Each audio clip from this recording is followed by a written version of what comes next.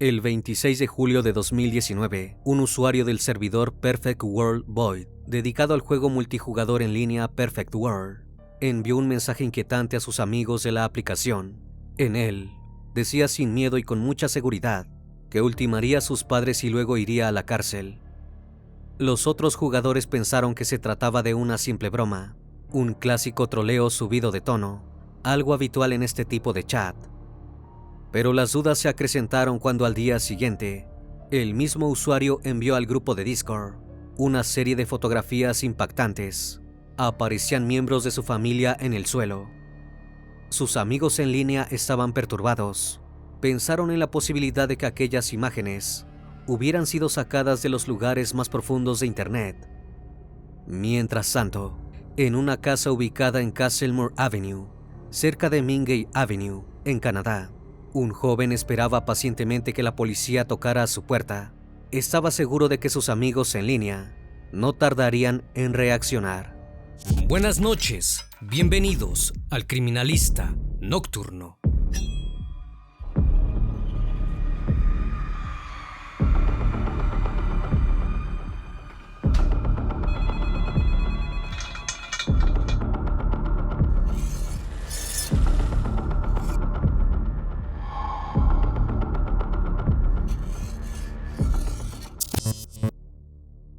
La pareja conformada por Monsirus Zaman y Momotaz Begum emigró a Canadá desde Bangladesh a finales de la década de 1980. Tenían la esperanza de formar una familia y conseguir una mejor vida en el país norteamericano. En 1996 tuvieron a su primer hijo, Menhaz, y 2 años después la familia se agrandó con el nacimiento de Malesa. Monirus era introvertido, humilde, trabajador y profundamente devoto de su fe musulmana. Trabajaba como taxista para la agencia Beck, donde varias veces fue reconocido como uno de los conductores más destacados del mes. Eventualmente ganó suficiente dinero para comprar una gran casa de 4 habitaciones en Scarborough-McCowan Road en el año 2006. Además adquirió un par de propiedades, un condominio en Scarborough y otra casa en Denver. Momotaz era quien se encargaba de alquilarlas para generar ingresos. Su madre, Firoza, pronto emigró también de Bangladesh y se ocupó de cuidar a sus nietos Menhaz y Malesa, mientras sus padres trabajaban muchas horas. Momotaz era una mujer educada y generosa. Su carácter extrovertido ayudó a la familia a integrarse cómodamente en la creciente comunidad de bangladesíes de Scarborough. Cuando ella y sus amigas salían a comer, Momotaz solía pagar la cuenta y luego se encargaba de llevarlas en auto a sus respectivos hogares. También le gustaba preparar curry para sus vecinos y ayudar a quien lo necesitara. Si bien Momotaz y Monirus tenían una gran ética de trabajo, los fines de semana los pasaban con amigos y parientes, haciendo picnics, viendo películas o comprando en los bazares. Parecían a todas luces una familia normal y armónica. Menhaz, por su parte, era un chico como cualquier otro. Aunque los conocidos de la familia lo describían como el niño de oro, era el preferido de su madre, quien lo recogía todos los días del colegio para llevarlo a almorzar, y a menudo se marchaba temprano de las reuniones sociales si sabía que el pequeño estaba en casa y pensaba que podría tener hambre. Tanto Momotaz como Monirus tenían toda su esperanza puesta en Menhaz Menaz. Creían que si recibía una buena educación, conseguiría un gran trabajo como médico o ingeniero, y así tendría una buena vida. Malesa, por su parte, soñaba con ser neurocirujana, cosa que también enorgullecía a sus padres. Menhaz jamás decepcionaba a sus progenitores. Siempre ayudaba a su madre a llevar las compras desde el auto, limpiaba la entrada e iba a la mezquita los viernes con su padre. Pero más allá de esa imagen de niño obediente, Menhaz era sumamente introvertido. La mayor parte del tiempo la pasaba escondido en su dormitorio, jugando con su computadora. Cuando estaba con extraños, era terriblemente tímido. Las pocas veces que hablaba, lo hacía en voz baja, tartamudeando, con la mirada perdida en sus zapatos. No tenía muchos amigos y era un estudiante decente. Tomaba las clases de física, química y matemáticas, que lo llevarían a un programa de ingeniería, como quería su padre. Durante la adolescencia, Menhaz siguió siendo igual de retraído. No salía con nadie ni iba a fiestas, Tampoco hablaba de sus sentimientos. Al terminar el secundario, fue aceptado en el programa de ingeniería mecánica de la Universidad de York, lo que enorgulleció a sus padres. Melassa, por su parte, atravesaba la adolescencia y tenía un gran conflicto con los valores tradicionales de su familia. En el instituto, a pesar de tener un promedio de notas del 92%, la suspendieron por levantar el dedo medio a un profesor en clase. Fumaba sustancias y bebía Grey Goose con sus amigas, y también salía con chicos en secreto. Sin embargo, era una devota de su familia y del Islam. A diferencia de su hermano, Melassa solía pelear constantemente con su madre. En una ocasión, cuando Melassa tenía 15 años, Momotaz amenazó con cancelar su fiesta de cumpleaños, porque no aprobaba el vestido que quería usar su hija. Su padre era aún más duro con ella. La golpeaba si llegaba a casa demasiado tarde, y sus altercados a veces se volvían tan violentos que los vecinos llamaban a la policía. Algunas noches, cuando Melassa rompía el toque de queda, Monirus la obligaba a quedarse afuera de la casa. Sin embargo, su madre dejaba la puerta trasera de la suite del sótano sin llave, con una pila de mantas y una almohada, para que Melassa tuviera un lugar seguro para dormir. Ocasionalmente, cuando Melassa y Momotaz peleaban, Menas intervenía, tratando de hacer que su madre se apartara de su hermana. Sin embargo, cuando su padre estaba en la casa, él prefería ponerse los auriculares para ahogar los gritos, y simplemente se encerraba a jugar videojuegos en su habitación. La situación familiar empeoró cuando Melassa fue arrestada en 2017 por robar en la tienda Kenny Tire en Markham. Los cargos fueron retirados a cambio de servicio comunitario, y la joven se mudó temporalmente de la casa para vivir con su novio. No quería tener nada que ver con sus padres. Sin embargo, eventualmente regresó al hogar familiar. El joven Menas, por su parte, se estaba volviendo cada vez más retraído. Aunque seguía siendo el orgullo de su familia, Momotaz siempre les hablaba a sus amigos de lo bien que le iba a su hijo. Les decía que estaba sobresaliendo en la universidad y que todavía iba a la mezquita con ella y su esposo. A los 23 años, Menas supuestamente estaba a punto de graduarse como ingeniero en la facultad. Todos los días salía de su casa, tomaba el autobús y regresaba hablando de sus estudios de ingeniería. Incluso charlaba en las cenas familiares de la posibilidad de realizar una maestría, pero en realidad, todo esto no era más que una gran fachada. Lo cierto es que Menas Haman no había entrado en la Universidad de York. Apenas había podido anotarse en una universidad local y reprobó casi todas las clases. Pero jamás les contó la verdad a sus padres. Aseguró que tenía una beca completa y sacaba notas excelentes. En 2015, después de varios trimestres, decidió abandonar los estudios por completo. A partir de entonces, el joven siguió la rutina de irse de su casa con la mochila y su computadora portátil. Caminaba por Castlemore hasta la parada de autobús de la 16th Avenue. Se subía al autobús Go de las 7 de la mañana. Llegaba al campus y luego paseaba por el recinto escolar durante horas. Por las tardes hacía ejercicio en un gimnasio cercano y luego retornaba a su hogar. Pasados unos meses, Menas continuó saliendo de casa a la misma hora todos los días, pero dejó de tomar el autobús hasta York. En su lugar, se bajaba en el centro comercial Markville de Markham. De lunes a jueves, caminaba por allí y se sentaba en el patio de comidas o en un banco. Acto seguido, abría su computadora portátil y se conectaba para jugar en línea. Formaba parte de un servidor llamado Perfect World Void, que estaba dedicado al juego en línea Perfect World. Su personaje era un clérigo elfo, responsable de curar a otros, y Menas era conocido por ser un jugador decente. En línea podía crear una personalidad totalmente diferente a la que tenía en la vida real. Sin embargo, seguía siendo bastante tímido y atribuía sus dificultades sociales al autismo, a pesar de no haber sido nunca debidamente diagnosticado.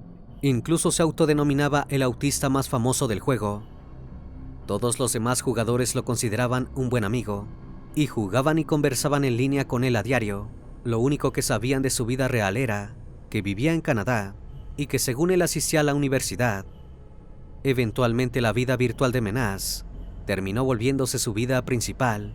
La adicción no terminaba fuera de su casa, cuando se suponía que estaba en la universidad, sino que seguía presente a toda hora.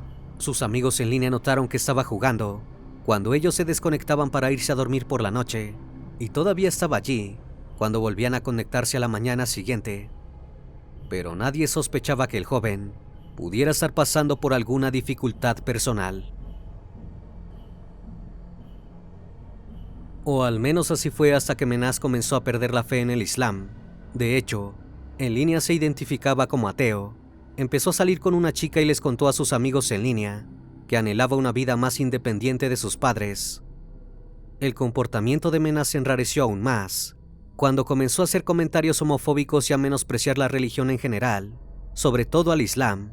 Llegó a ser suspendido de Discord durante un par de semanas por realizar este tipo de insultos. Pero eso no lo detuvo. En marzo de 2019, comenzó a hablar de quitarse la vida y a comentarles a sus amigos por Discord que dejaría el juego para ir a la cárcel. A pesar de las señales de que algo extraño pasaba, la mayoría de sus amigos en línea tomaron esos comentarios como bromas oscuras, a las que ya estaban acostumbrados. En la vida real, Menaz estaba más aislado que nunca. Comía solo en su habitación, mientras su familia y sus amigos se reunían en la cocina de la planta baja. Incluso cambió su nombre de usuario en Perfect World Void a Subhumano, y no merece la vida. Para el verano de 2019, el tiempo se acercaba. Menaz les había dicho a sus padres que se graduaría con un título en ingeniería mecánica el 28 de julio. Debía contarles la verdad a sus padres. No se graduaría porque jamás había ido a clases. Los adultos esperaban la ceremonia, diciéndoles a sus amigos lo orgullosos y felices que estarían de poder ver a su hijo cruzar el escenario con el diploma en la mano. El 11 de julio, Menaz fue baneado del servidor PWB, por lo que un moderador describió como declaraciones racistas que hizo repentinamente. El 25 de julio, Menaz dijo en un chat grupal que su vida estaba a punto de terminar porque alguien había avisado a las autoridades sobre algún tipo de plan que había tramado. Por ende, tenía que llevarlo a cabo lo antes posible. Después de eso, la cuenta de Menaz quedó en silencio durante 24 horas. Un miembro del foro, cuyo nombre fue mantenido bajo anonimato, al que la prensa apodó John, se dio cuenta de esto y al día siguiente le escribió a Menaz en un pequeño grupo de chat para saber cómo estaba. Ese día los amigos en línea de Menaz recibieron un mensaje de Discord por demás inquietante. En el mismo, decía que asesinaría a sus padres y que iría a la cárcel por ello. Nuevamente los usuarios pensaron que se trataba de otra simple broma de mal gusto. Alrededor de las 3 de la tarde del 27 de julio, el joven mandó un nuevo texto al chat. Sin mucho preámbulo, indicó que les había quitado la vida a 2 miembros de su familia. Hasta ahora he ultimado a mamá y a la abuela, y espero a mi hermana en 5 minutos, y a papá en 1 hora, decía el texto, adjuntando también las imágenes de lo sucedido. Perturbado, John fue a un chat de Discord para jugadores de Perfect World Void. El grupo tenía miembros de varias partes del mundo, como Estados Unidos, Egipto, Rumania, Bélgica, Israel y Costa Rica. Allí les mostró los mensajes que acababa de enviar Menaz y preguntó si creían que debía hacer algo al respecto. Entre aquellos usuarios se encontraba una chica llamada Nicole, estudiante de justicia penal, con algunos conocimientos de ciencia forense. Estaba casi segura de que las lesiones en las fotos que Menaz envió eran reales, no montadas, aunque afirmó que podrían haber sido sacadas de algún lugar oscuro de internet. Entonces Nicole intentó hacer una búsqueda inversa de imágenes en Google, pero no obtuvo ningún resultado. Si nadie había subido esas imágenes a internet antes, significaba que Menaz las había tomado él mismo. Buscó en un par de bases de datos más sin éxito. Era oficial, su amigo en línea era un asesino. Pero había un problema. Nadie sabía dónde vivía la persona detrás de la cuenta de Menaz, ni cuál era su nombre completo. Otro de los miembros del grupo, que vivía en Texas, intentó comunicarse con la policía de su zona, pero no lo tomaron en serio. Mientras tanto, un joven llamado Ayub recibió los mensajes de sus amigos alertándolo sobre la situación y se unió al grupo de John.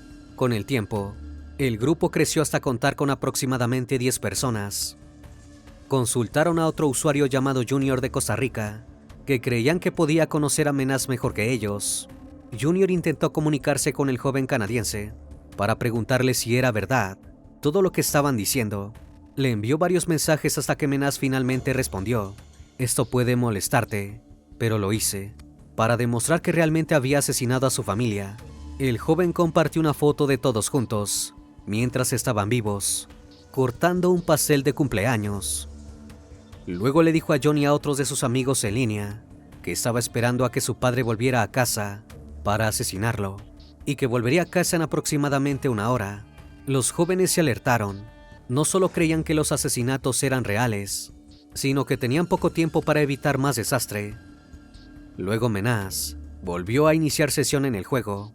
Esto le dio a Austin, uno de los administradores, la oportunidad de rastrear la dirección IP y, por lo tanto, una ubicación más exacta.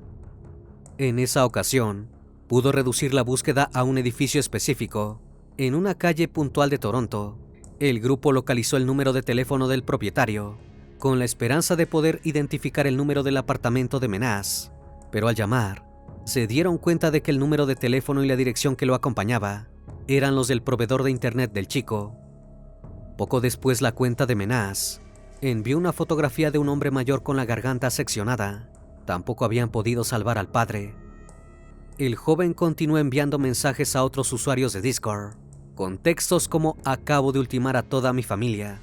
Los acompañaban las imágenes de los crímenes porque, según Menas, una parte de él quería que se difundieran rápidamente para que lo atraparan y terminase el purgatorio en el que estaba. Los jugadores temieron que la ola de violencia se extendiera fuera de su hogar. Algunos de sus amigos le preguntaron cuál sería el siguiente paso, a lo que Menas contestó que iría a ver a su novia. Debían hacer algo y rápido. El grupo siguió intentando rastrear una dirección IP vinculada a la cuenta de Menas para dar con su ubicación geográfica. Mientras tanto, otros siguieron conversando con el joven, con el fin de mantenerlo ocupado y evitar que saliera de su casa. Durante esas charlas, el joven admitió llevar 3 años planificando los asesinatos. Expresó que había asesinado a sus padres porque no quería que descubrieran que era un inútil y que sintieran la vergüenza de tener un hijo como él. Se refirió a sí mismo repetidamente como infrahumano y dijo que había aniquilado a su familia en lugar de a sí mismo porque era ateo y tenía miedo a fallecer.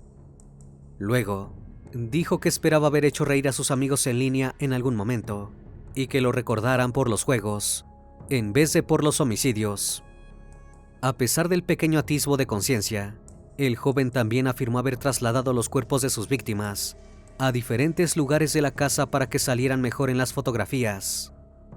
En un momento dado, un administrador de PWB obtuvo una dirección IP vinculada a la cuenta de Menas en los foros de PWB. Sin embargo, era una ubicación de New Brunswick, y uno de los miembros del grupo sabía que el asesino no vivía en esa provincia. Finalmente, uno de los jóvenes advirtió que podrían obtener información de la cuenta de Skype vinculada a Menas. A partir de esta cuenta, pudieron encontrar una dirección IP que indicaba que se encontraba en el área metropolitana de Toronto. Un miembro de ese equipo, un usuario que se hacía llamar Bianca, advirtió que el asesino vivía muy cerca de ella, concretamente a 12 kilómetros. Y todo se acomodó cuando la cuenta de Menas comenzó a pedir las direcciones de correo electrónico de sus conocidos para poder enviarles dinero a través de PayPal. Afirmaba querer regalarlo porque no lo necesitaría en prisión. Entonces Bianca buscó de dónde provenían aquellos pagos y encontró una dirección de domicilio que coincidía con la información obtenida de su búsqueda de dirección IP. Finalmente, habían localizado el sitio concreto donde se encontraba el chico. El grupo entero se puso en contacto con un miembro del servidor de Discord, con sede en St. Paul, Minnesota, quien llamó a la policía local. Alguien lo dirigió al Departamento de Policía de Toronto, que entre las 3 y las 5 de la madrugada presentó una solicitud de emergencia a Discord para obtener cualquier información de identificación de Menas. Esto les permitió obtener la dirección IP del joven, que los dirigió al proveedor de servicios de internet Rogers. Los detectives se pusieron en contacto con Rogers, que finalmente les entregó la dirección física registrada con la cuenta de Menas. La larga noche había terminado para el grupo de Discord, pero no para el joven asesino. A las 3 de la tarde del 28 de julio, la policía llegó a la vivienda ubicada en Castlemore Avenue, en Markham, en la ciudad de Ontario. Tocaron la puerta afirmando que debían realizar un control de bienestar. Menas les abrió como si nada hubiera ocurrido. Segundos antes escribió un mensaje a John, diciéndole que la policía había llegado. Una vez dentro de la casa, los agentes se toparon con la sangrienta escena. Los cuerpos de Melassa, Moniruz, Momotaz y Firouza yacían en el suelo sin vida. La policía arrestó al sujeto en ese instante y lo acusó de 4 cargos de asesinato en primer grado. Los cuerpos de las víctimas fueron trasladados al servicio forense más cercano, donde las necropsias mostraron que Menas había golpeado a cada uno de los miembros de su familia en la cabeza con una palanca y que luego les había seccionado el cuello. Las cintas de interrogatorio que más tarde serían reveladas mostraban a Menas confesando los asesinatos y diciéndole a un detective que 4 miembros de su familia estaban sin vida por su culpa, aunque se negaba a hablar sobre el motivo. Aunque poco después Menas cedió y declaró, ni más ni menos la verdad, había asesinado a su familia porque estaban a punto de descubrir que les había mentido durante años sobre su educación universitaria. Paralelamente, los investigadores tuvieron acceso a los mensajes de Discord, donde reconocía que había estado planeando los crímenes durante 3 años. Gracias a los chats de la plataforma, los estudios forenses y las declaraciones de los otros miembros del chat, los agentes pudieron realizar una reconstrucción de lo sucedido aquel fatídico día. El 27 de julio, el día antes de su supuesta graduación, Menas se despertó con un dolor punzante en el estómago. Su padre se fue a trabajar en el turno tarde y noche en el taxi, y su madre a su empleo a tiempo parcial, como cajera en la tienda Food Basics. La abuela de Menas, Firouza, que tenía su propio apartamento en Toronto, estaba visitando a la familia aquel fin de semana. Ambas se quedaron dormidas en la habitación principal. A las 3 de la tarde, la casa se encontraba en total tranquilidad, hasta que Menas entró en la habitación de sus padres con una palanca en la mano, miró a su madre y la golpeó en la cabeza. Acto seguido, le seccionó la garganta con un cuchillo de cocina. Luego, se volvió hacia su abuela y también la atacó. Al comprobar que ambas mujeres yacían sin vida, dejó sus cuerpos tirados uno al lado del otro sobre una alfombra y se sentó frente a la computadora portátil. Abrió Discord y envió un mensaje al chat con sus amigos que decía: hasta ahora, he ultimado a mamá y a la abuela, y espero a mi hermana y a mi papá. Como ninguno de sus amigos le creyó, envió las fotos de los cuerpos y una selfie con el cuchillo ensangrentado. Luego envió imágenes de las 2 mujeres en el suelo cubiertas de sangre. Lejos de mostrar algún remordimiento, el joven jugó videojuegos durante horas, e incluso tomó una siesta mientras esperaba que su hermana volviera a casa. Alrededor de las 11 de la noche, la chica entró por la puerta. Menas la golpeó en la cabeza con la palanca y procedió a hacer lo mismo que con sus víctimas anteriores. Luego, la dejó desangrándose en el suelo, mientras regresaba a su computadora portátil y conversaba con sus amigos de Discord.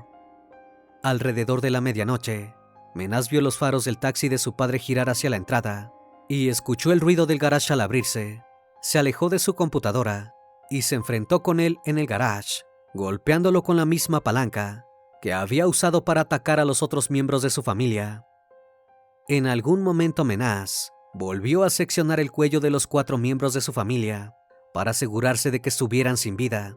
Luego volvió a su computadora y envió otro mensaje al chat de Discord: acabo de ultimar a toda mi familia, y aseguró que probablemente pasaría el resto de su vida en prisión.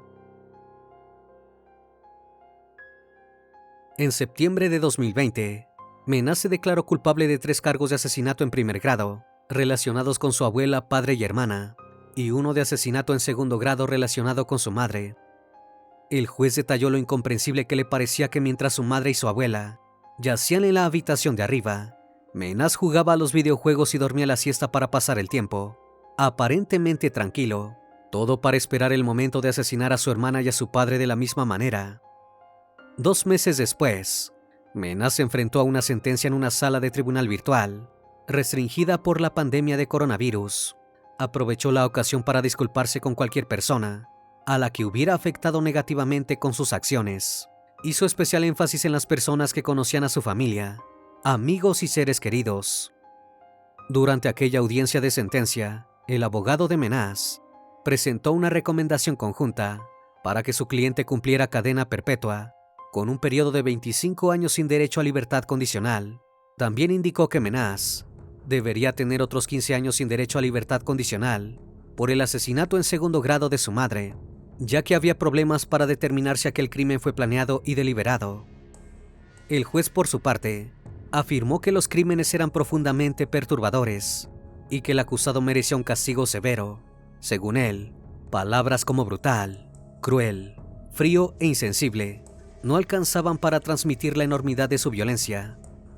Por último, indicó que ningún miembro de la sociedad que piense correctamente vería una correlación remota entre la revelación del secreto de la falta de asistencia de Menas a la facultad con el brutal asesinato de sus 4 personas más cercanas. Se trató de una traición de la confianza que tuvo lugar en el hogar familiar donde todos deben sentirse seguros. En noviembre de 2020, Menas fue sentenciado a cadena perpetua, sin posibilidad de libertad condicional durante 40 años. Esto significa que tendrá 64 años cuando pueda solicitar su salida de prisión. También deberá presentar su ADN en un registro, y en caso de ser puesto en libertad condicional, se le prohibirá portar armas durante 10 años. La masacre que cometió Menas causó estragos en todos quienes supieron del crimen. Alfanan Alibacas, el mejor amigo de Malesa, le dijo al tribunal que jamás imaginó que tendría que escribir una declaración sobre el impacto del fallecimiento de su mejor amiga. Pensó que la única vez que escribiría un discurso para ella sería el día de su boda, en algún momento en el futuro, pero eso ya no era una opción. Añadió que temía ver a Menas nuevamente en las calles. Desde que Afnam se había enterado de los crímenes, entró en pánico varias veces en público, por miedo a topárselo, o cuando se cruzaba a alguien que se le pareciera. Después de los hechos, la comunidad PWB intentó hacer un balance de lo sucedido y pensar en qué punto los comentarios racistas y xenofóbicos de Menas debieron haberlos alertado de la violencia que se avecinaba.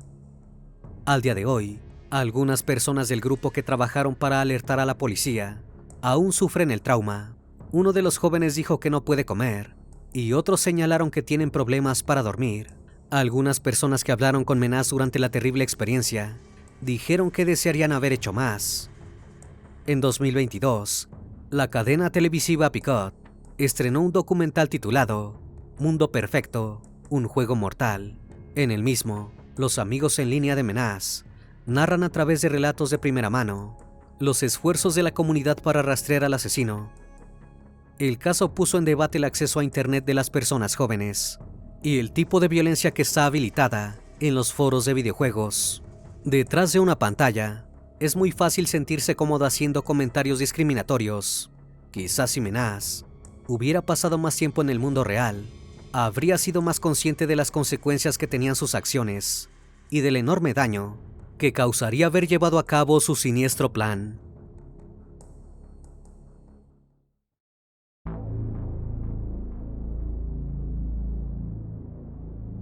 El 8 de septiembre de 2024, en Avondale, Florida, un llamado al 911 alteró la rutina de una tranquila tarde de domingo. Cuando los oficiales llegaron a una casa del vecindario, encontraron a Catherine Griffith, de 39 años, malherida. Según su hijo de 17 años, Colin, la mujer se había caído sobre un cuchillo tras una discusión, pero los indicios del lugar no encajaban con un accidente. Ambos vivían en el lugar desde apenas unos meses. A simple vista, Colin no era más que un adolescente como cualquier otro, pero detrás de esa imagen se escondía un historial que pocos conocían, situaciones de violencia previas, un episodio trágico de su ciudad natal y una relación con su madre marcada por los conflictos. Aquel domingo, todo parecía haber estallado. Nadie podía imaginar la oscura historia que había detrás de ese joven de 17 años. Buenas noches, bienvenidos al Criminalista Nocturno.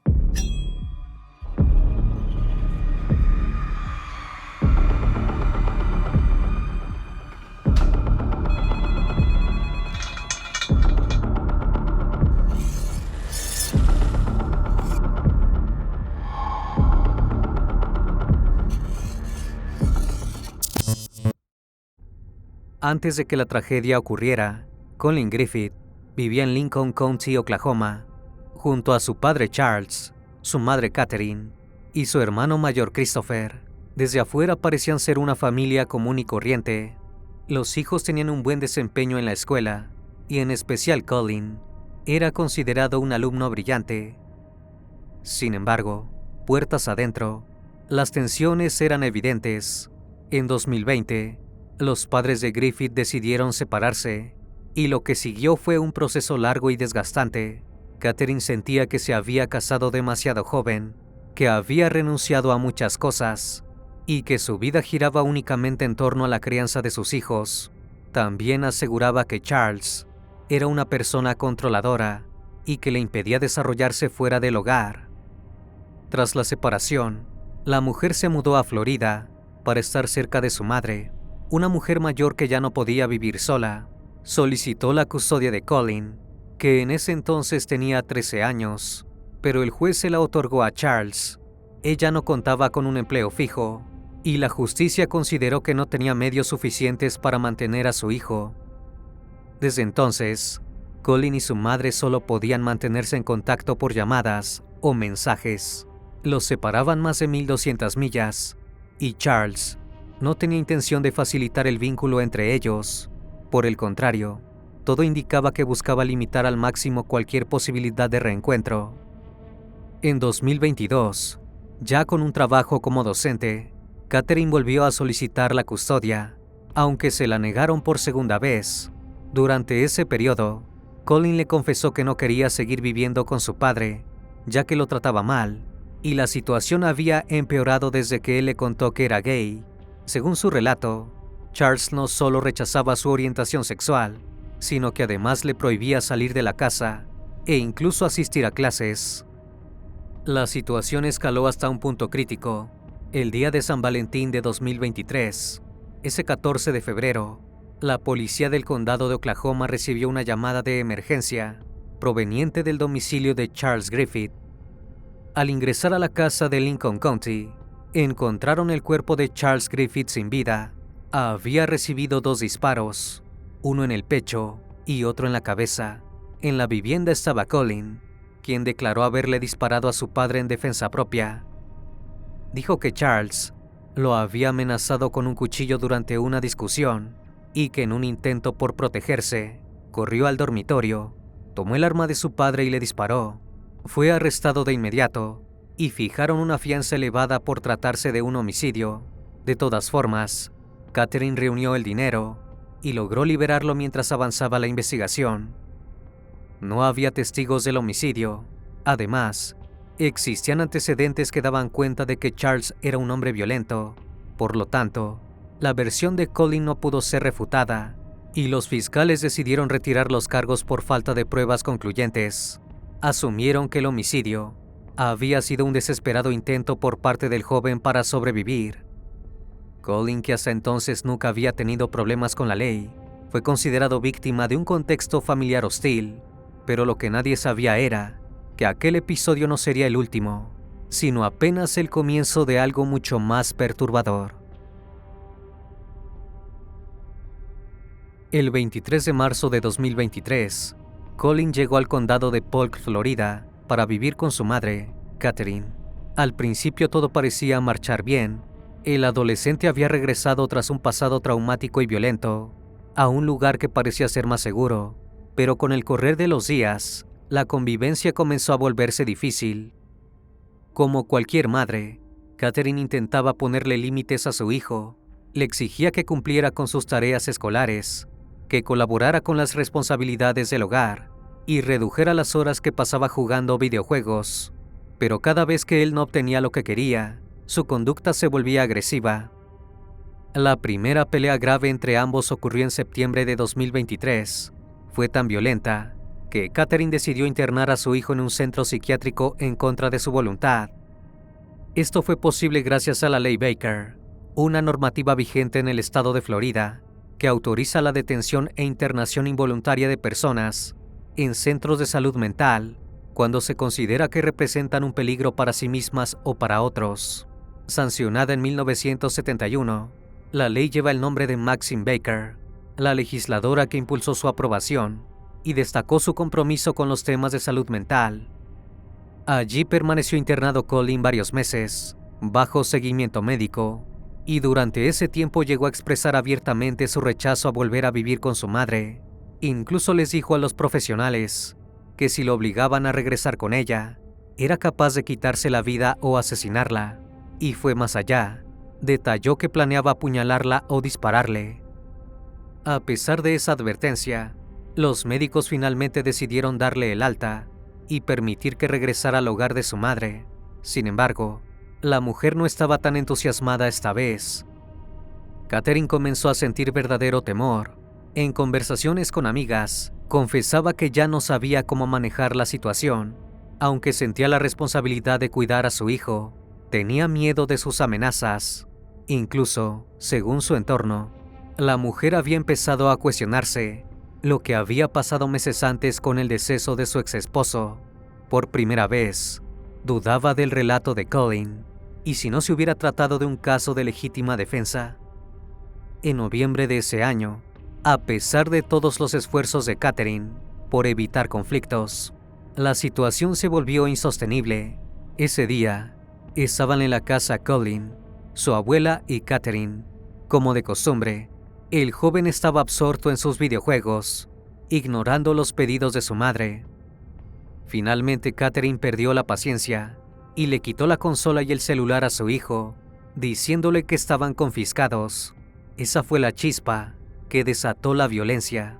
Colin tomó a su madre del cabello, la tiró al suelo y comenzó a pisotearle la cabeza, presionando con el pie mientras ella gritaba. La abuela intervino y llamó a la policía. Cuando llegaron los oficiales, Colin intentó justificarse. Alegó que su madre lo había atacado primero y que él solo se defendió, pero esta vez no estaba solo con Catherine, ya que su abuela también había presenciado todo. Fue ella quien llamó a la policía y ofreció un testimonio determinante. El canal local, Fox 4 Now, difundió una serie de grabaciones clave obtenidas durante la investigación. En uno de los audios, se escucha a Colin diciendo: «Le dije a mamá, no soy un psicópata, no soy un asesino, solo trato de coexistir pacíficamente». Pero la respuesta de la abuela del joven fue tajante: «Eso no es lo que pasó. Estoy en un estado constante de lucha o huida. No sé, pienso que ella va a hacer algo. Aunque no sea así, podría reaccionar», mencionó. El 12 de febrero de 2024, protagonizaron otra discusión similar a la de noviembre. En esta ocasión, Colin no agredió físicamente a Catherine, sino que tras recoger sus pertenencias, se marchó de la casa. Sin embargo, tras haberse reportado su desaparición, la policía encontró rápidamente al joven para regresarlo con su madre. En el camino, Colin repetía una y otra vez: «No quiero regresar con mi mamá. Si me obligan a volver, la voy a asesinar». Así lo dejó asentado el reporte policial, que sumó esa amenaza a otras advertencias previas. Por un lado, Catherine ya había manifestado su miedo ante las autoridades, y estaba el historial de episodios violentos. Ante ese escenario, se decidió que Colin no regresara a la casa, pero 2 semanas después, el enojo parecía haberse disipado. Catherine decidió darle otra oportunidad a su hijo y le volvió a abrir las puertas. Así, en marzo de 2024, el joven volvió a instalarse con ella. Según varias amigas cercanas, Catherine intentaba que hubiera paz, y para eso le compraba a Colin regalos, lo llevaba de vacaciones y hasta compartía fotos en redes sociales donde ambos parecían sonrientes, como si nada malo estuviera ocurriendo o a punto de ocurrir. En mayo de ese año, Colin se graduó de la secundaria. Catherine lo celebró regalándole un auto y haciendo público en redes sociales el orgullo que sentía por su hijo, quien también había comenzado a cursar en una universidad comunitaria. Desde afuera, la imagen era de una madre que había logrado encauzar a su hijo, pero puertas adentro, la tensión entre ambos persistía. El 6 de septiembre de 2024, tras una discusión doméstica, Colin volvió a escapar. Esta vez se dirigió a otra casa que tenía su abuela y que en ese momento estaba desocupada. Entró usando unas llaves que él mismo sabía dónde escondían. Faltaba poco tiempo para que el adolescente volviera a tomar una decisión irreversible. Antes del 8 de septiembre de 2024, Katherine Griffith sabía que algo podía salir mal. No era la primera vez que temía por su seguridad, pero en esos días la sensación era distinta. En una serie de mensajes que intercambió con un amigo y vecino, Katherine dejó en claro que no quería abrirle la puerta a su hijo ni permitir que ingresara a su casa. Estoy a salvo y bien. Colin simplemente me odia y estoy cansada de esa situación. Le escribió a su amigo que desconcertado le preguntó cómo podía ayudar, pero ella solo le respondió que estaba en su habitación, que había despejado la pieza de Colin y que pensaba dormir. Su plan era dejar pasar la noche y lidiar con todo al día siguiente. En otro mensaje, momentos después, Katherine mostró preocupación por una nueva transgresión de las condiciones impuestas a su hijo por el sistema judicial. Según ella, Colin estaba escondido en casa de su abuela y quebrantando su libertad condicional, la cual debía terminar oficialmente en octubre de 2024. Si no vuelve hoy a las 10, me reuniré con su oficial de libertad condicional el lunes. Ya conoce el plazo y decidió ignorarlo, escribió. Pese a los intentos del amigo por intervenir entre madre e hijo, Katherine ya no tenía esperanzas. Él no escuchará. Voy a conducir para buscarlo. Y si no se sube al auto, entonces que el condado de Polk lidie con él. Ese fue el último mensaje que envió. El 8 de septiembre de 2024, Katherine fue hasta la casa de su madre, donde sabía que Colin se había refugiado, con la intención de convencerlo de que regresara a su hogar. Tal vez pensó que una última conversación cara a cara podría cambiar algo. Tal vez todavía creía que había una salida posible, pero no fue así. Llegó alrededor de las 4 de la tarde. Media hora después, varios testigos lo vieron discutiendo en la vereda.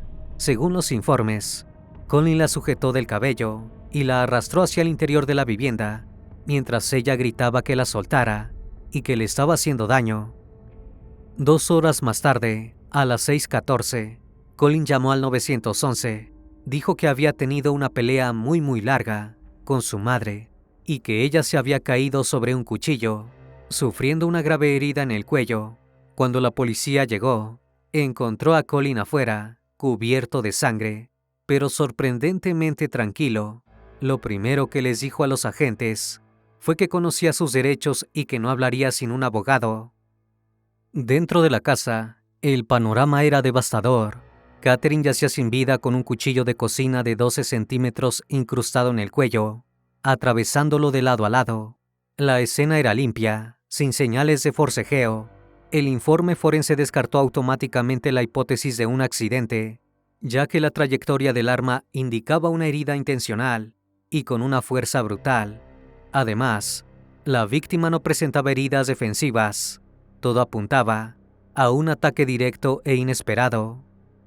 Durante una conferencia de prensa, el sheriff del condado de Polk, Grady Judd, fue categórico. Cuando uno ve su rostro, ve a un chico, pero cuando analizas los hechos, estás frente a un psicópata.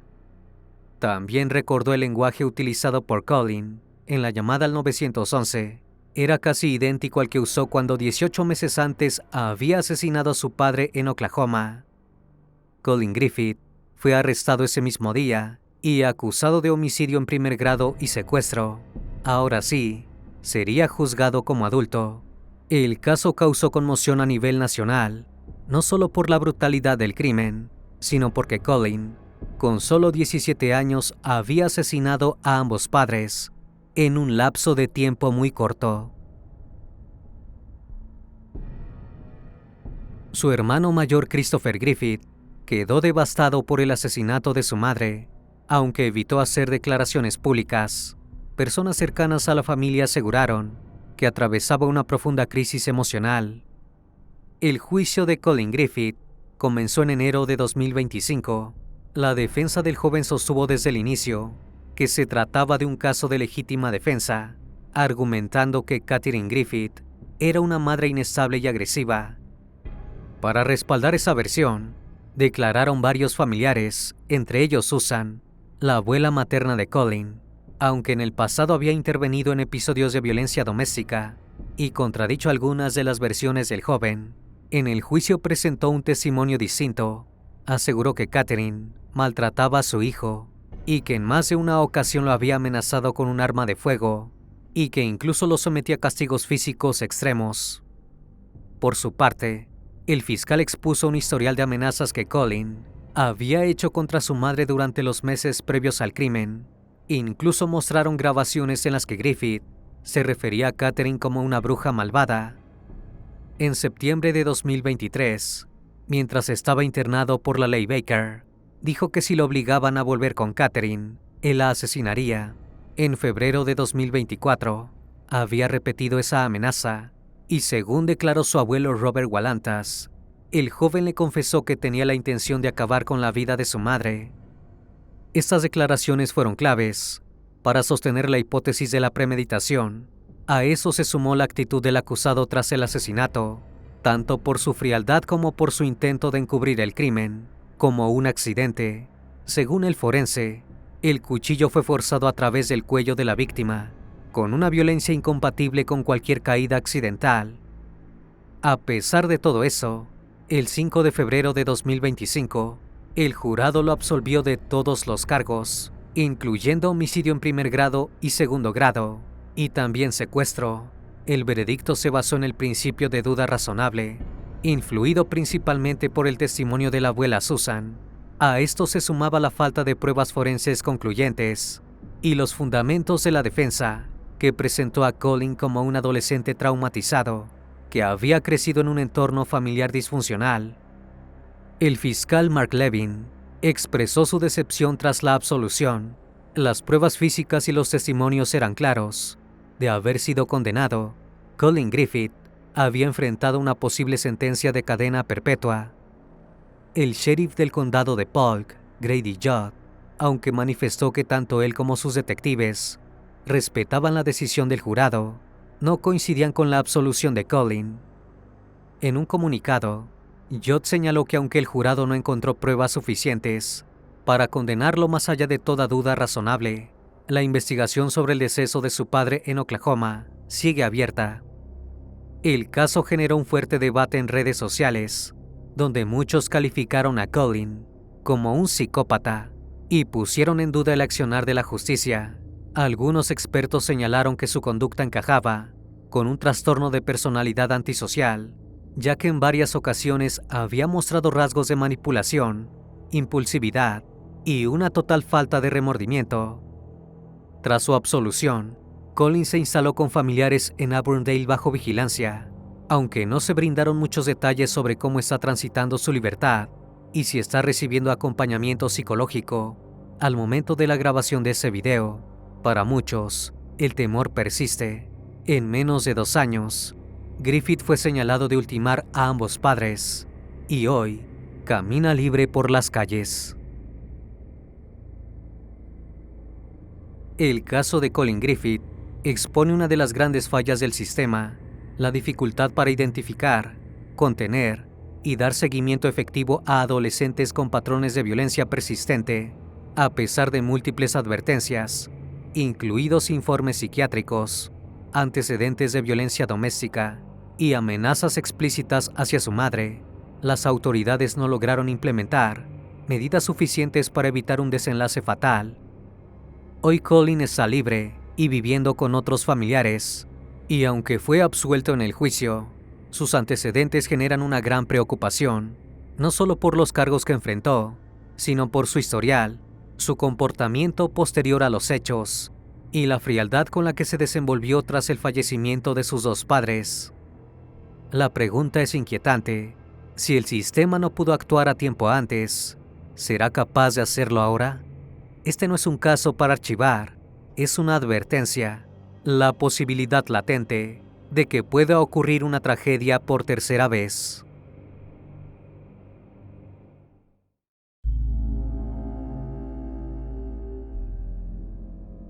El 20 de octubre de 2007, la calma típica de Wellington, una pequeña localidad del estado de Ohio, se rompió de forma brutal.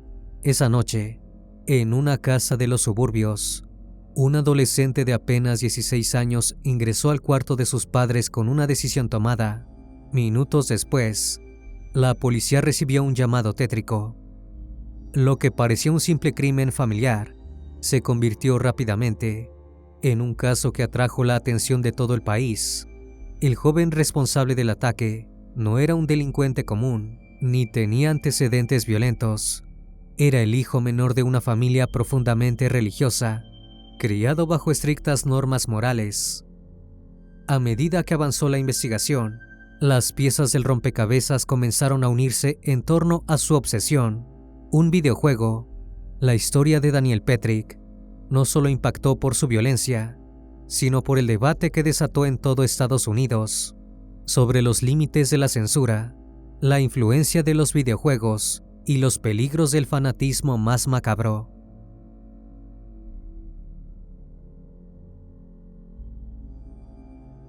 Buenas noches, bienvenidos al Criminalista Nocturno.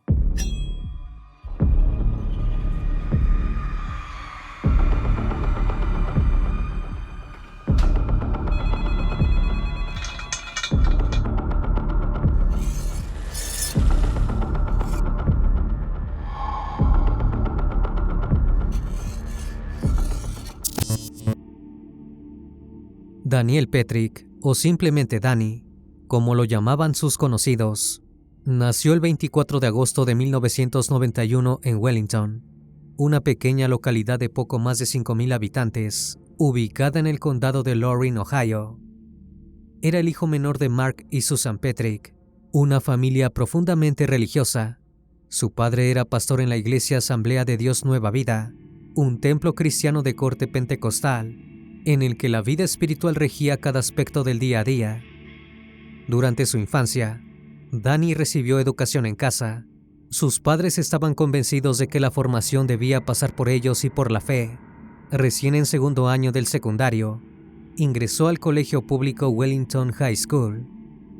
Ahí se convirtió en un estudiante más, tranquilo, sin grandes notas, pero sin problemas de conducta. Compartía el hogar con sus 2 hermanas mayores, Heidi, casada con un joven pastor juvenil, y Holly, quien asistía al mismo colegio que él. Nadie en su entorno imaginó lo que sucedería unos años más tarde. Danny era un chico simpático, de esos que siempre tienen una sonrisa lista. Le gustaba tocar la batería, practicar deportes y participar en el grupo juvenil de la iglesia, donde incluso se destacaba por su conocimiento de la Biblia. Podía recitar pasajes completos con una facilidad sorprendente. También iba con su padre a practicar tiro, una actividad habitual en esa región del país. Sin embargo, a los 16 años todo cambió. Un accidente de esquí le provocó una grave lesión en la columna vertebral y, como si fuera poco, contrajo una infección por estafilococo que lo dejó inmovilizado durante meses. Su salud quedó tan comprometida que cualquier pequeño golpe podría haberlo dejado paralítico. Encerrado en su casa, sin poder ir al colegio ni asistir a la iglesia, Danny cayó en un aislamiento profundo. Fue en ese contexto cuando su amigo Jonathan Johnson le presentó un videojuego que lo cambiaría todo: Halo, una saga de acción con estética futurista, cargada de violencia y con temática bélica. Danny se obsesionó. Pasaba horas frente a la pantalla, completamente inmerso en un mundo de combates intergalácticos. Lo que empezó como un pasatiempo para quitar el aburrimiento se transformó en una adicción, y con el tiempo, en el detonante de una tragedia que sacudió a todo el pueblo de Wellington. Halo, Combate Evolucionado, salió a la venta en noviembre de 2001 y rápidamente se convirtió en uno de los videojuegos más populares de la década. Diseñado por la empresa Bungie y distribuido por Microsoft, fue el título insignia de la consola Xbox. Marcó un antes y un después en el género de los shooters en primera persona, con una narrativa cinematográfica, escenarios de ciencia ficción y un estilo de combate repleto de adrenalina. Halo atrajo tanto a jóvenes como a adultos. En ese sentido, su éxito no solo fue comercial, ya que vendió millones de copias y desarrolló varias secuelas. sino que también generó un fenómeno cultural que derivó en torneos, foros, una serie de televisión, merchandising y una comunidad que vivía pendiente de cada nueva entrega. Para muchos adolescentes, Halo era mucho más que un juego, era una vía de escape y un mundo alternativo. Para Danny Petrick fue precisamente eso y mucho más. Danny llegó a jugar Halo entre 7 y 8 horas diarias en la casa de su amigo Jonathan. Su vínculo con el juego crecía al ritmo de su aislamiento y su frustración. Sin embargo, en su casa la mirada era completamente distinta. Su padre Mark no toleraba este tipo de contenidos. Veía en los videojuegos violentos una influencia negativa, incompatible con la fe y los valores que predicaba. Cuando Danny expresó su deseo de tener su propia copia del juego, la respuesta fue terminante: o abandonaba esa adicción, o debía dejar la casa. En septiembre de 2007, el furor por Halo alcanzó su punto máximo con el lanzamiento de Halo 3. En esta entrega, el jugador tomaba el rol del jefe maestro, un supersoldado mejorado genéticamente, que luchaba por la supervivencia de la especie humana, vehículos, armamento avanzado y un modo multijugador online convirtieron a Halo 3 en un fenómeno de masas. Solo en su primera semana recaudó $300 millones y a las pocas horas de salir a la venta, más de 1 millón de personas ya lo estaban jugando en Xbox Live. Fue el juego más vendido de 2007 en Estados Unidos y hasta hoy sigue siendo el título más exitoso de la saga. Danny no pensaba quedarse afuera. Desobedeció las advertencias de su padre, se escapó por la ventana de su habitación, consiguió el dinero y compró el juego, pero la transgresión duró poco. Cuando regresó a casa, sus padres lo descubrieron y le confiscaron el disco de inmediato.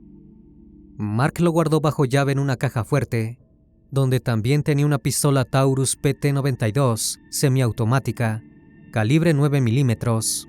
La discusión fue fuerte, especialmente entre padre e hijo. Molesto, Danny se fue a pasar el fin de semana a la casa de Jonathan.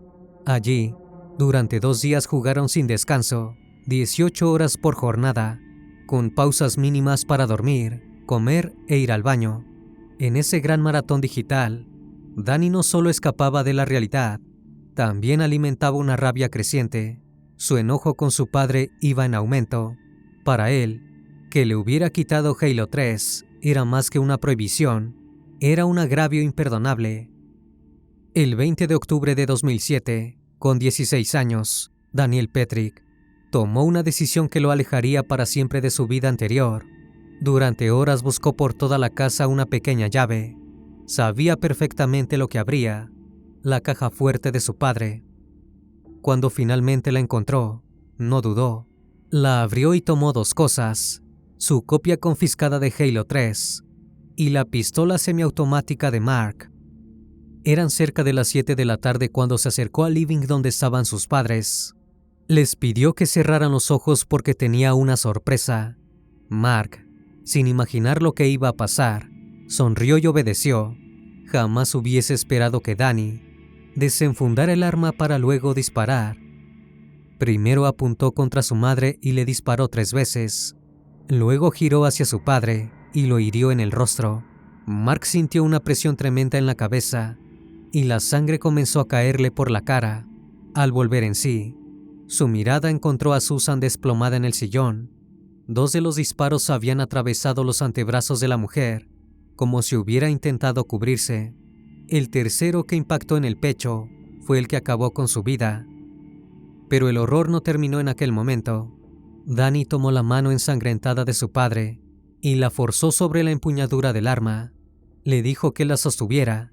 Quería simular una escena que pareciera un homicidio de su padre hacia su madre, seguido de una autoprivación de la vida, que la culpa no cayera sobre él, sino sobre el propio Mark, quien había decidido quitarle el juego. Minutos después, Heidi, la hermana mayor de Danny, llegó con su esposo Andy. El plan de esa noche era mirar juntos el partido de los Cleveland Indians contra Boston, pero Danny no los esperaba tan temprano, y de pronto los vio llegar y quedó ante el peligro de que descubrieran su crimen. Desde la entrada intentó impedirles el paso, diciendo que sus padres estaban discutiendo, pero algo no cerraba. Desde el interior de la casa solo se escuchaban unos quejidos ahogados. Alguien susurraba sus nombres. Alarmados, Heidi y Andy empujaron la puerta y se abrieron paso. Lo que encontraron fue una escena tan inimaginable como espeluznante.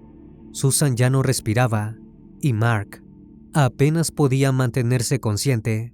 Con la mandíbula completamente destrozada, hizo un esfuerzo desesperado por hablar. Logró apenas balbucear: «Mi hijo me disparó». Danny entonces intentó mantenerla coartada. Señaló a su padre como el asesino, pero Heidi no dudó. Llamó de inmediato al 911.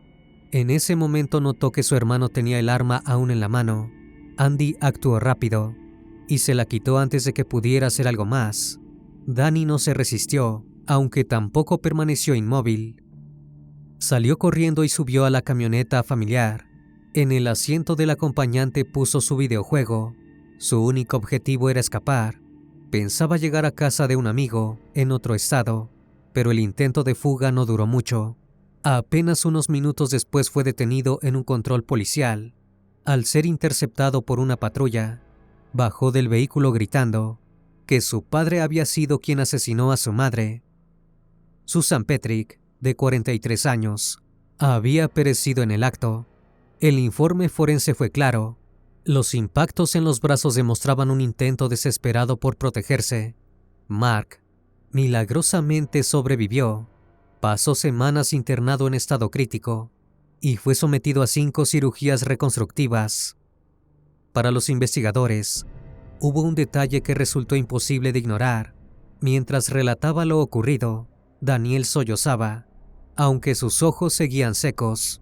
No había señales de un adolescente en shock tras un hecho tan traumático como el que acababa de vivir. Tras varios interrogatorios, finalmente Danny confesó. Había sido él quien disparó. Había sido él quien había intentado ultimar a su padre. Y había sido él quien asesinó a su madre despiadadamente. También él quiso montar una mentira inútil. La historia recorrió todos los medios de Estados Unidos, no solo por la violencia del hecho, sino por el motivo: un simple videojuego. La comunidad impactada no tardó en dividirse. Algunos pedían cadena perpetua para Daniel, otros directamente la pena capital. El 22 de octubre de 2007, Daniel Petrick fue formalmente acusado por homicidio agravado, tentativa de homicidio y manipulación de pruebas. La Fiscalía del Condado de Lorain presionó desde el inicio para que fuera juzgado como adulto, a pesar de su edad. Pero ni siquiera en ese punto estaba todo claro, ya que durante la investigación surgió una pregunta fundamental: ¿quién era realmente Daniel Petrick?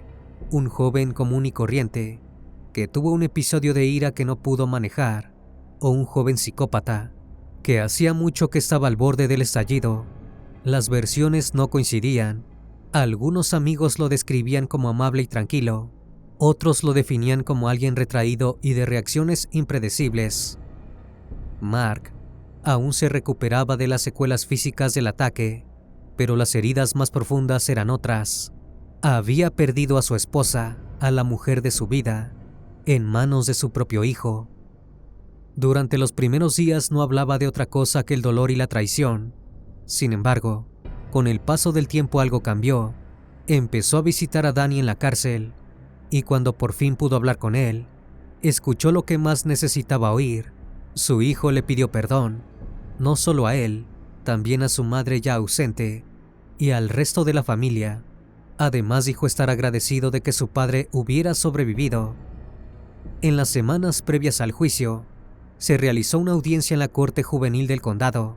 Allí se presentó Michael Brook, el abuelo de Danny. En su declaración, pidió que su nieto fuera liberado bajo custodia familiar hasta el inicio del proceso. Dijo que lo ocurrido había sido un hecho aislado, que la familia lo había perdonado, que su iglesia lo había perdonado y que incluso Dios ya lo había hecho. Aseguró que Danny había sido siempre un chico afectuoso, sin antecedentes de conducta violenta. Si Susan y Mark estuvieran aquí, también lo perdonarían, dijo convencido. Durante esa audiencia, Daniel se mostró visiblemente demacrado. Llevaba el cabello corto, vestía el uniforme estándar de los detenidos juveniles y respondía en voz baja, tranquilo, casi ausente. Su abogado sostuvo que no representaba un peligro, que nunca había tenido problemas antes y que merecía esperar el juicio en libertad. Afirmó que no había riesgo de fuga y que el joven viviría con su abuelo si se le otorgaba ese beneficio. Pero el juez fue contundente y negó la solicitud. Dijo que la violencia del hecho no permitía tomarlo como un simple caso excepcional, que más allá de las apariencias, la magnitud del crimen requería que el joven permaneciera bajo custodia hasta enfrentar a la justicia.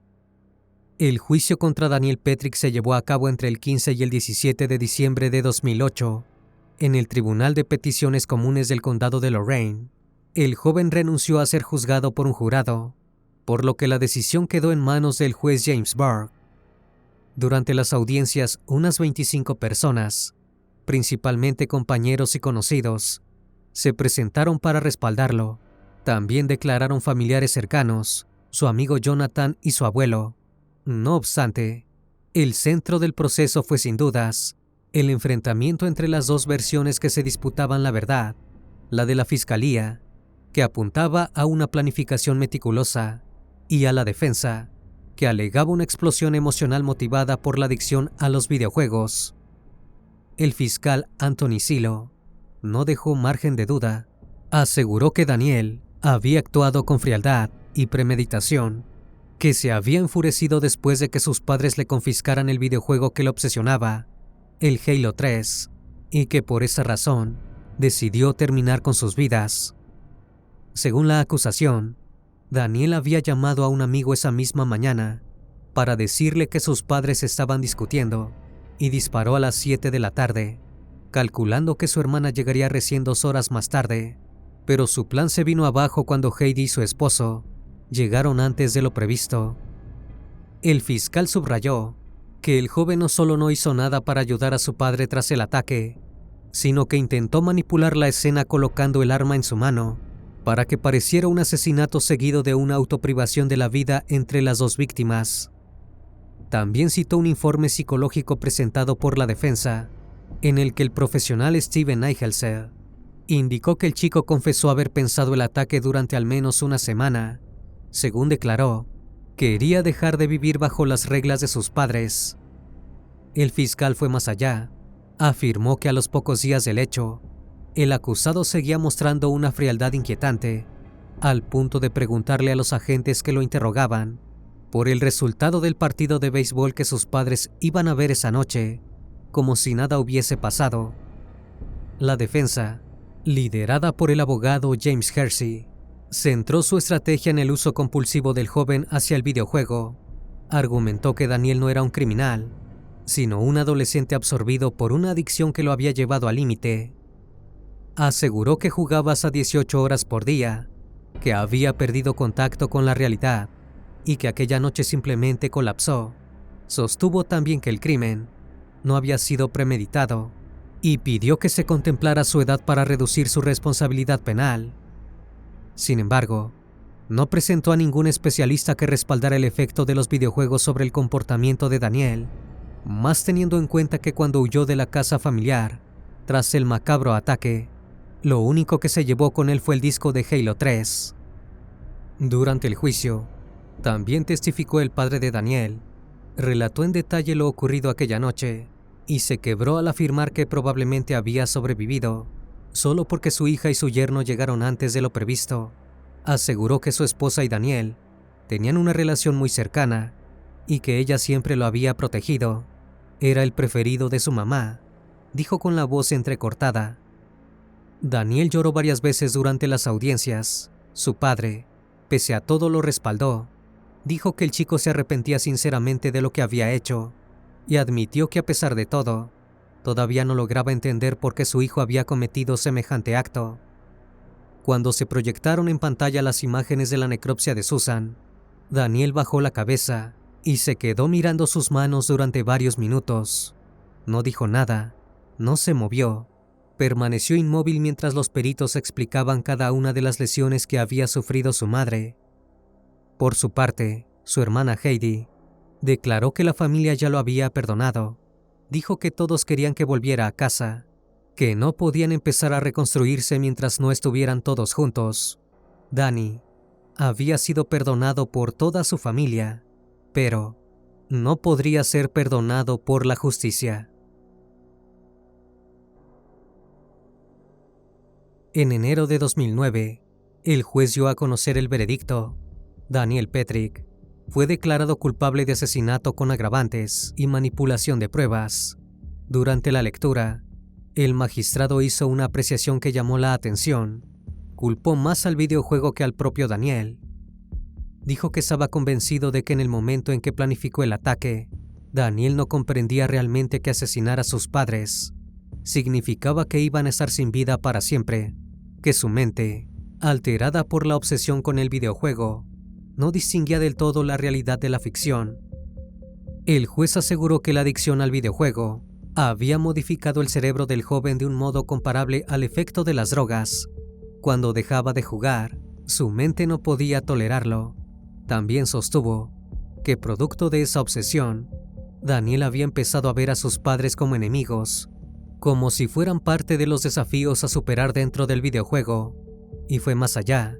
Afirmó que de no haber sido por esos juegos violentos, Daniel Petrick probablemente nunca hubiera estado en ese juzgado. 5 meses después, el 16 de junio de 2009, se llevó a cabo la audiencia de sentencia. Su padre Mark pidió clemencia al tribunal y dijo que su hijo estaba profundamente arrepentido y que le había expresado en muchas ocasiones cuánto extrañaba a su madre.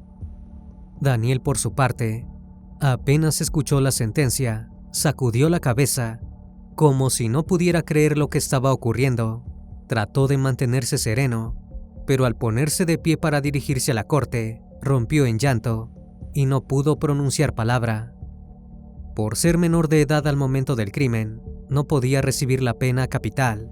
La fiscalía había pedido cadena perpetua sin posibilidad de libertad condicional, pero el juez optó por la pena mínima, cadena perpetua, con posibilidad de salir en libertad después de 23 años. Daniel Petrick quedó alojado en la institución correccional de Grafton, donde aún permanece. Su padre, quien todavía lleva en el rostro las cicatrices del ataque, lo visita regularmente. Lo acompaña, aunque le cueste entender cómo todo cambió de forma tan abrupta. Daniel podría solicitar la libertad condicional recién en el año 2030, cuando tenga 39 años. En 2015, a los 24 años, presentó una apelación. Alegó que sus abogados habían cometido negligencia al no apelar la sentencia original. Según Daniel, uno de ellos lo convenció de que era mejor esperar. Le prometió que la ley de Ohio sobre capacidad reducida de los acusados iba a modificarse y que entonces podría pedir un nuevo juicio con una sentencia más baja, pero esa reforma nunca llegó. Sin embargo, la tardía apelación de Daniel tampoco sirvió de mucho y fue rechazada. Tendría que cumplir condena, tal y como estaba previsto. Después del juicio, el debate se centró en el papel que habían jugado los videojuegos en esta historia. La compañía Microsoft, desarrolladora de Halo 3, solo emitió un breve comunicado en el que calificó el caso como una tragedia. No dijo mucho más. 2 años más tarde, Mark Petrick volvió a aparecer en los medios. Dijo que su hijo había estado claramente obsesionado con Halo y que, en su opinión, esa adicción fue lo que lo empujó a dispararle a él y a su esposa. Se declaró enemigo de la industria del videojuego, a la que acusó de poner armas en manos de chicos y enseñarles que asesinar está bien. Aseguró que muchos de esos juegos no eran un simple entretenimiento, sino simuladores de asesinato. Un abogado de Florida llamado Jack Thompson, que lleva años militando contra la industria del gaming, retomó el caso en 2021. Sostuvo que Daniel no solo era adicto, sino que había entrenado durante meses para asesinar a sus padres mientras jugaba. Thompson incluso impulsó una campaña para reabrir el juicio, argumentando que el adolescente había actuado bajo un delirio inducido por la obsesión. Para Thompson, el juez que presidió el caso en 2009 fue un adelantado. Al apuntar contra los videojuegos como parte del problema, predijo una tendencia preocupante. En su opinión, títulos como Halo, Grand Theft Auto 4 o Bully están formando a una generación de jóvenes con habilidades de francotirador y una moral profundamente alterada. Pero no todos comparten esa visión. Desde el otro lado, los defensores de los videojuegos plantean que el problema no está en el juego, sino en los desequilibrios mentales previos. Doug Lowenstein, fundador de la Asociación de Software de Entretenimiento de Estados Unidos, dijo que si alguien tiene una mente propensa al crimen, no es culpa del videojuego, que esos pensamientos ya estaban allí, y los juegos no hacen más que amplificarlos. Incluso la Organización Mundial de la Salud publicó un informe al respecto. Según sus estudios, el gaming disorder, o trastorno por videojuegos, afecta a una pequeña minoría dentro del universo de los jugadores. Un caso que generó una conmoción similar al de Daniel Petrick fue el de Gabriel Kuhn en Brasil, aunque con un desenlace aún más macabro. En 2007, el mismo año en que Daniel disparó a sus padres, un adolescente brasileño llamado Daniel Petri, sí, con el mismo nombre y un apellido casi idéntico, asesinó brutalmente a otro niño de 12 años, tras una discusión por créditos de un videojuego online. El crimen incluyó tortura, desmembramiento y una violencia tan extrema que incluso hoy circula en foros como una de las historias más perturbadoras vinculadas al gaming. Aunque ambos casos son distintos en su contexto, resulta inevitable notar cómo dos jóvenes en el mismo año, y con un vínculo directo con los videojuegos, terminaron protagonizando crímenes atroces. Lo cierto es que esa noche de octubre de 2007, una familia creyó estar poniendo un límite a Daniel Petrick. Le dijeron que no podía jugar más, que esa obsesión tenía que terminar, y nunca imaginaron que esa orden tan simple, tan lógica, iba a detonar una tragedia en la que un hijo transformó a sus propios padres en enemigos de un videojuego. Una vez más, estimado público, agradezco su compañía. Gracias por estar presentes en esta nueva transmisión. Recuerden que pueden seguirme en redes sociales. Actualmente me encuentro en Facebook, Twitter, TikTok e Instagram, y también pueden encontrarme en cualquier plataforma de streaming de audio de su preferencia. Me despido de ustedes con un fuerte abrazo, y si tú aún no estás suscrito, te hago la cordial invitación a que lo hagas y formes parte de esta gran comunidad. Esto es El Criminalista Nocturno. Hasta la próxima emisión. Buenas noches.